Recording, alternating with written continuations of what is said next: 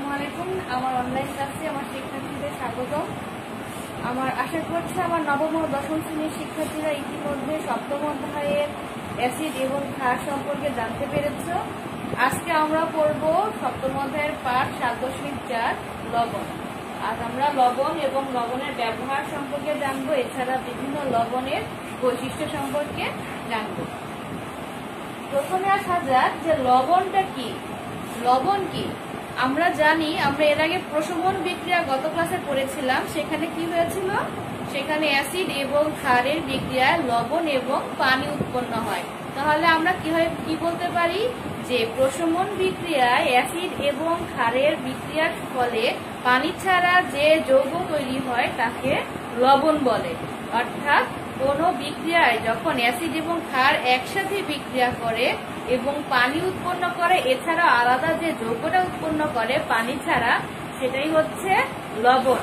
বা প্রশমন বিক্রিয়ার ফলেই অ্যাসিড ও ক্ষারের বিক্রিয়ায় লবণ উৎপন্ন হয়। যেমন ধরো এখানে একটা উদাহরণ দিচ্ছি আমি, সোডিয়াম হাইড্রোক্সাইড। সোডিয়াম হাইড্রোক্সাইড হচ্ছে একটা ক্ষার, সেই সাথে যদি হাইড্রোক্লোরিক অ্যাসিডের বিক্রিয়া ঘটে, সেই ক্ষেত্রে বিক্রিয়ার ফলে সোডিয়াম ক্লোরাইড নামক লবণ উৎপন্ন হয় এবং পানি উৎপন্ন হয়। অর্থাৎ ক্ষার এবং অ্যাসিডের বিক্রিয়ায় পানি ছাড়া অবশিষ্ট যে যৌগটা তৈরি হলো সেটা হচ্ছে লবণ। তবে এক্ষেত্রে কিছু কিছু যৌগের ক্ষেত্রে কিছুটা ভিন্ন হতে পারে, যেমন কার্বনের যৌগগুলো, সেগুলোর ক্ষেত্রে ভিন্নতা ঘটে। সেটা সম্পর্কে আমরা পরবর্তীতে জানবো। আমরা লবণের সংজ্ঞা থেকে কি জানতে পারছি যে অ্যাসিড এবং ক্ষারের বিক্রিয়ায় পানি ছাড়া যে যৌগ উৎপন্ন হয় সেটাকে বলা হয় লবণ। লবণের বৈশিষ্ট্য সম্পর্কে আমরা এবার পড়ব। লবণগুলো নরমালি আমরা যে কয়টা লবণের সাথে পরিচিত, তার মধ্যে একটা হচ্ছে সোডিয়াম ক্লোরাইড বা খাওয়ার লবণ, যেটাকে আমরা খাবারের লবণ বা টেবিল সল্ট হিসেবে চিনে থাকি। এছাড়াও আমরা আরেকটা লবণ ব্যবহার করি, সেটা কি, সেটা হচ্ছে টেস্টিং সল্ট, বা ওটার রাসায়নিক নাম হচ্ছে সোডিয়াম গ্লুটামেট। সোডিয়াম মনোগ্লুটামেট যেটা, সেইটা আমরা টেস্টিং সল্ট হিসেবে ব্যবহার করে থাকি। এছাড়াও আমরা আরো বিভিন্ন লবণ আমাদের দৈনন্দিন জীবনে ব্যবহার করে থাকি। প্রথমে আসা যাক লবণের বৈশিষ্ট্য কি। আমরা যে লবণগুলো দেখতে পাই সেগুলো সাধারণত কঠিন হয়ে থাকে। তোমরা তোমাদের খাবারের লবণ দিয়ে তোমরা সবাই দেখেছি, এটা দিয়ে আমরা চিন্তা করে দেখো সেটা দেখতে কিরকম, কঠিন, শক্ত। এবং এই লবণগুলোর গলনাঙ্ক এবং স্ফুটনাঙ্ক বেশি থাকে। গলনাঙ্ক এবং স্ফুটনাঙ্ক তাপমাত্রা বেশি হওয়া মানে হচ্ছে এই লবণগুলো অনেক বেশি তাপমাত্রায় গলে এবং এদের ফুটতেও অনেক বেশি তাপমাত্রার প্রয়োজন হয়।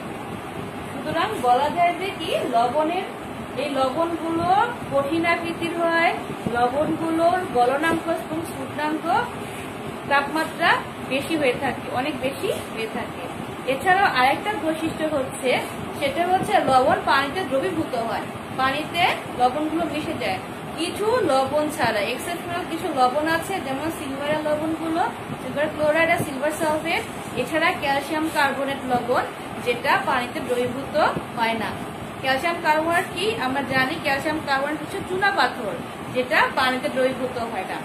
এই লবণগুলা দুই একটা লবণ, মানে কিছু কিছু লবণ ছাড়া বেশিরভাগ লবণই কি হয়, পানিতে দ্রবীভূত হয়। তাহলে আমরা লবণের কয়টা বৈশিষ্ট্য পেলাম? লবণের টোটাল 3টা বৈশিষ্ট্য পেলাম। এক, লবণ পানিতে দ্রবীভূত হয়। এক্সেপশনাল সাথে উল্লেখ করে পড়বে। এক্সেপশনাল কোনটা? সিলভার ক্লোরাইড, সিলভার সালফেট, এছাড়া ক্যালসিয়াম কার্বনেট। 2 নাম্বার কি, লবণ কঠিন পদার্থ। 3 নাম্বার হচ্ছে লবণের গলনাঙ্ক এবং স্ফুটনাঙ্ক তাপমাত্রা অনেক বেশি হয়ে থাকে। এবার আমরা পড়ব খাবার সোডা বা সোডিয়াম বাইকার্বনেট জলীয় দ্রবণে অ্যাসিডিক হলেও কাপড় কাঁচা সোডিয়াম কার্বনেট জলীয় দ্রবণে ক্ষারীয় কেন? এই প্রশ্নের উত্তরে আসার আগে আমরা একটা জিনিস মনে করতে চাই, সেটা হচ্ছে আমরা লিটমাস টেস্ট করেছিলাম। সেখানে আমরা কি দেখেছিলাম যে অ্যাসিড এবং ক্ষার লাল লিটমাস এবং নীল লিটমাস উভয় ক্ষেত্রে আলাদা আলাদা রং প্রদান করে। কি রং প্রদান করে? অ্যাসিড নীল লিটমাসকে লাল করে এবং ক্ষার লাল লিটমাসকে নীল করে।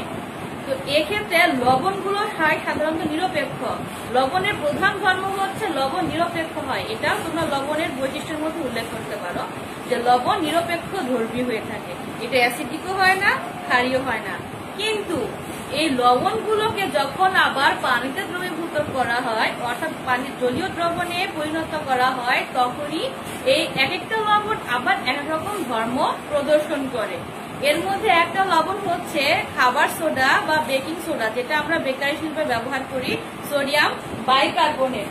এই লবণটা কি হয়, এই লবণটাকে যখনই কোনো জলীয় দ্রবণে, ধরো আমরা পানিতে দ্রবীভূত করি, তখনই এটা অ্যাসিডিক দ্রবণ তৈরি করে। কেন অ্যাসিডিক দ্রবণ তৈরি করে আসো আমরা দেখি।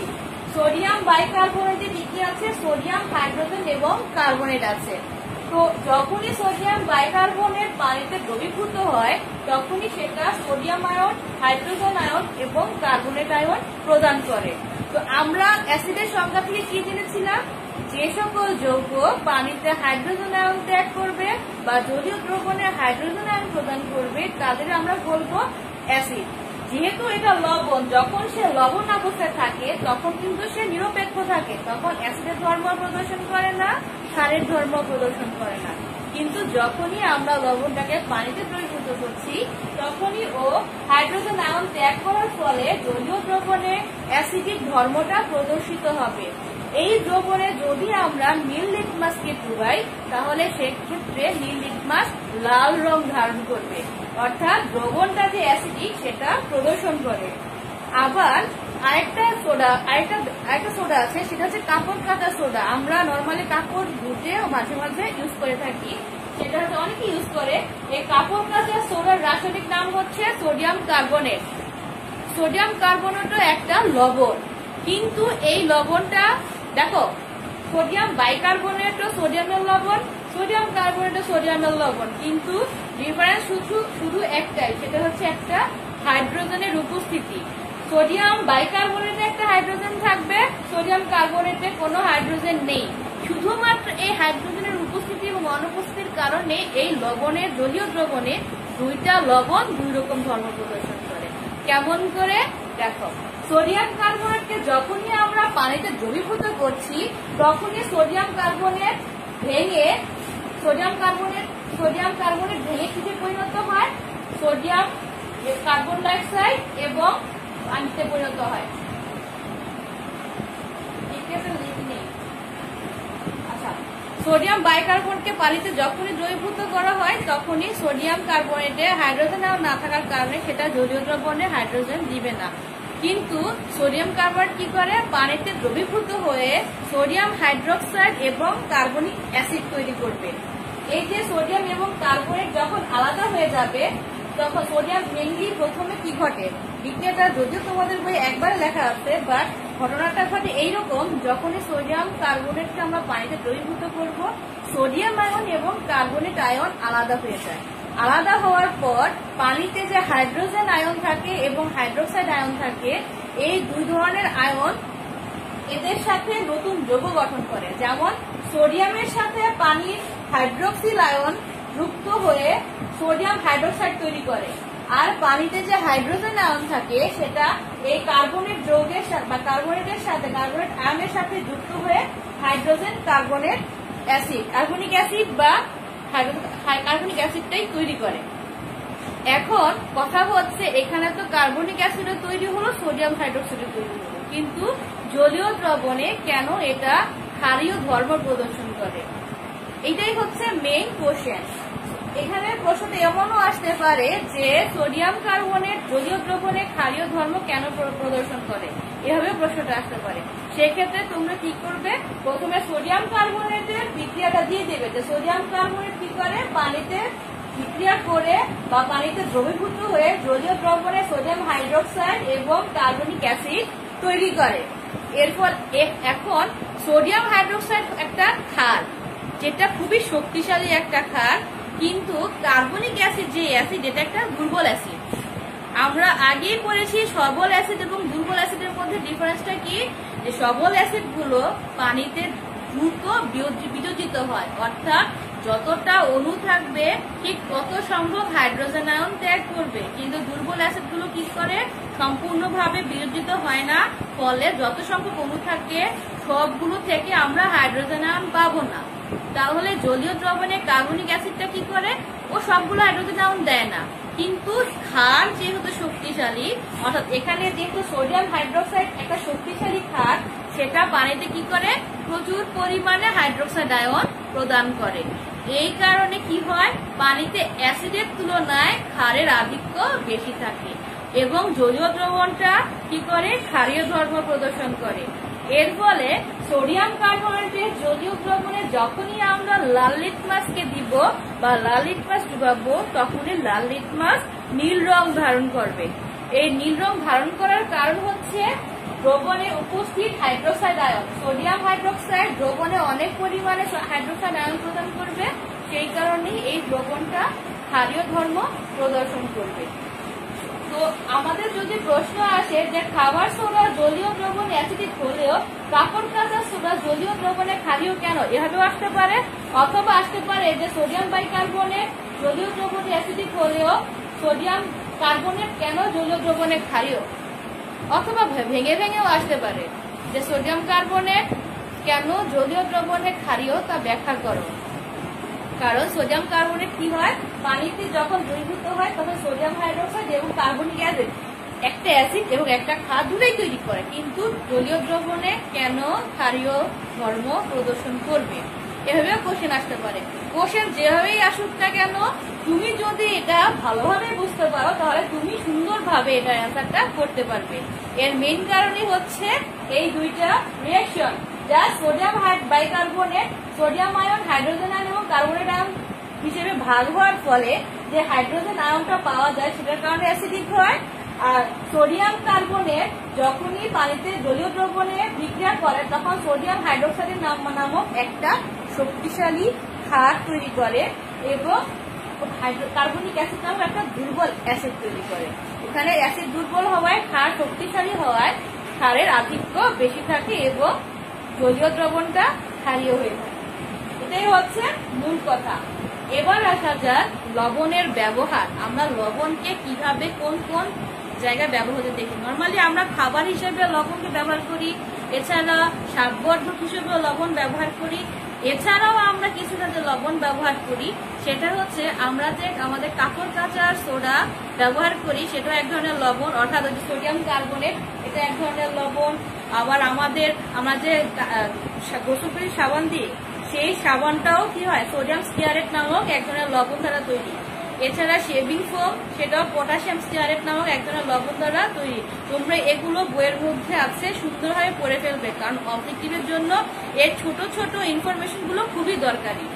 অবজেক্টিভে এগুলোই আসে ঘুরে ফিরে। এছাড়াও আমরা আরো কিছু লবণের ব্যবহার করি, যেমন আমরা পানি জীবাণুমুক্ত করার জন্য বা যে কোনো জীবাণুমুক্ত কাজে কি ব্যবহার করি, ফিটকিরি ব্যবহার করি। এই ফিটকিরিটার রাসায়নিক নাম হচ্ছে কপার সালফেট, এটাও এক ধরনের লবণ। এগুলো গেল আমাদের দৈনন্দিন জীবনে লবণের ব্যবহার। এছাড়াও আমরা কৃষিতেও লবণ ব্যবহার করি। কেমন করে, আমরা এর আগের ক্লাসগুলোতেও তোমাদের বলেছি, আমরা পিএইচে পড়েছিলাম যে যদি মাটি অ্যাসিডিক হয় তাহলে সেটাকে নিরপেক্ষ করার জন্য যেমন আমরা কি করি, চুনাপাথর ব্যবহার করব। আবার যদি মাটি ক্ষারীয় হয় তাহলে সেটাকেও নিরপেক্ষ করার জন্য যে সার ব্যবহার করা হয় সেটাও কি হয়, লবণ। সারও অ্যাকচুয়ালি এক ধরনের লবণ, কারণ নর্মালি যে আমাদের মাটি যদি ক্ষারীয় হয় বা মাটির উর্বর শক্তি ফিরিয়ে আনার জন্য আমরা যে সার ব্যবহার করি, যেমন অ্যামোনিয়াম নাইট্রেট, তারপর অ্যামোনিয়াম ফসফেট, এগুলো সবই হচ্ছে কি লবণ। এই সারগুলো এক ধরনের লবণ এবং এগুলো মাটির উর্বর শক্তি বৃদ্ধিতে সহায়তা করে।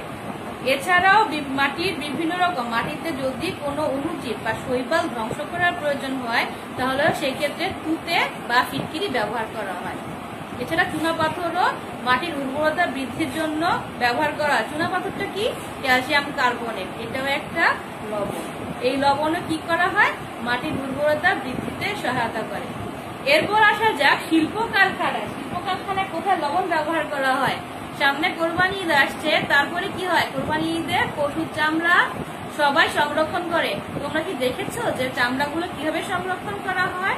চামড়াগুলো সংগ্রহ করার পরই সেগুলোতে প্রচুর পরিমাণে লবণ ছিটিয়ে দেওয়া হয়, যেন চামড়াটা ভালো থাকে, চামড়া যেন কোনো অণুজীব আক্রমণ করে চামড়া যেন নষ্ট করতে না পারে। এক্ষেত্রে চামড়া শিল্পে এটাকে বলা হয় ট্যানিং। এই চামড়া শিল্পে চামড়াটাকে ট্যানিং করার কাজে লবণ ব্যবহার করা হয়। এটা হচ্ছে লবণের খুব বড় একটা ব্যবহার। এছাড়াও তোমার মাখন আর পনির, এই শিল্পেও মাখন এবং পনির উৎপাদনেও লবণ ব্যবহার করা হয়। এছাড়া কোনো ধাতু নিষ্কাশনের জন্য বিশুদ্ধ ধাতু হিসেবে লবণ ব্যবহার করা, বিশুদ্ধ ধাতু নিষ্কাশনেও বিশুদ্ধ লবণ ব্যবহার করা হয়। অর্থাৎ ধাতু নিষ্কাশনের কাজই হচ্ছে ধাতুকে বিশুদ্ধ করা বিভিন্ন অবদ্রব থেকে, সেখানেও কি করা হয়, বিশুদ্ধ লবণ লাগে বা ব্যবহার করা হয়। এছাড়া আমাদের বিভিন্ন শিল্প কারখানায় অন্যান্য কাজেও লবণ লাগে, সেগুলো তোমরা ভালোভাবে পড়ে নেবে। এগুলো হচ্ছে মেইন ব্যবহার। এতটুকু পর্যন্ত আছে। এছাড়া আমরা একটা কোশ্চেন বেশি পড়বো, সেটা হচ্ছে একটা দুটা রাসায়নিক বিক্রিয়া সহ পড়বো আমরা। আমাদের এই লবণের ব্যবহারের মাঝে কিছু লবণ আছে যেগুলো কিছু আলাদা বিক্রিয়া দেয়। কেমন বিক্রিয়া দেয় দেখাচ্ছি তোমাদের। তোমাদের কোশ্চেন আসতে পারে যে কার্বনেট লবণ কোনগুলা, যে সমস্ত লবণের শেষে কার্বনের যৌগটা আছে ওগুলাকে আমরা বলবো কার্বনেট লবণ। কার্বনেট লবণের কিছু বিশেষত্ব আছে, সেটা হচ্ছে এই কার্বনেট লবণ যখনই কোনো অ্যাসিডের সাথে বিক্রিয়া করে তখন পানি, কার্বন ডাই অক্সাইড এবং সাথে একটা যৌগ উৎপন্ন করে। কেমন দেখো, ধরো সোডিয়াম কার্বনেট কি, সোডিয়াম কার্বনেট একটা লবণ। যখনই সোডিয়াম কার্বনেট হাইড্রোক্লোরিক অ্যাসিডের সাথে বিক্রিয়া করবে তখন সোডিয়াম ক্লোরাইড নামক একটা লবণ তৈরি করবে, পানি এবং কার্বন ডাই অক্সাইড তৈরি করবে। দেখা যাচ্ছে যে সোডিয়াম কার্বনেট কি করছে, হাইড্রোক্লোরিক অ্যাসিডের সাথে বিক্রিয়ায় সোডিয়াম ক্লোরাইড, পানি এবং কার্বন ডাই অক্সাইড গ্যাস তৈরি করে। এই বিক্রিয়াগুলো একটু এক্সেপশনাল হওয়ার কারণে এগুলো সাথে পড়ে নেবে। এছাড়া ক্যালসিয়াম কার্বনেট আরেকটা লবণ কি করে, সালফিউরিক অ্যাসিডের সাথে বিক্রিয়ায় ক্যালসিয়াম সালফেট নামক লবণ, পানি এবং কার্বন ডাই অক্সাইড গঠন করে। অর্থাৎ এক্ষেত্রে আমরা কি দেখতে পাচ্ছি, এটা কার্বনেট লবণের অন্যতম একটা বৈশিষ্ট্য। এই লবণগুলো কি করে, কার্বনেট লবণগুলো অ্যাসিডের সাথে বিক্রিয়া করে আরেকটা লবণ তৈরি করবে, কিন্তু সাথে সাথে কার্বন ডাই অক্সাইড এবং পানি উৎপন্ন করবে। এই বিক্রিয়াগুলো সাথে পড়ে নেবে। আজকে এতটুকু পর্যন্তই। আশা করছি এই অধ্যায়ে তোমাদের আমি এই পর্যন্ত যা পড়িয়েছি তোমরা মোটামুটি সবই বুঝতে পেরেছো, কোনো সমস্যা হবে না। খুব মনোযোগ দিয়ে এগুলো পড়বে এবং নিজেরা বইটা ভালোভাবে পড়বে। বইয়ের ভিতরে শুধু সাবজেক্টিভ না, বইয়ের ভিতরেও অনেক ছোট ছোট কোশ্চেন থাকে যেগুলো আমি মুখে বলছিলাম, সেগুলো বইয়ের মধ্যেই আছে, বইয়ের বাইরে থেকে নয়। মানে বইটা খুব সুন্দরভাবে খুঁটে খুঁটে পড়বে, যেন অবজেক্টিভটা কোনো অসুবিধা না হয়, অবজেক্টিভটা যেন ফুল অ্যান্সার করতে পারো। আজকে এই পর্যন্তই। সবাই ভালো থাকবে, সুস্থ থাকবে। আসসালামু আলাইকুম।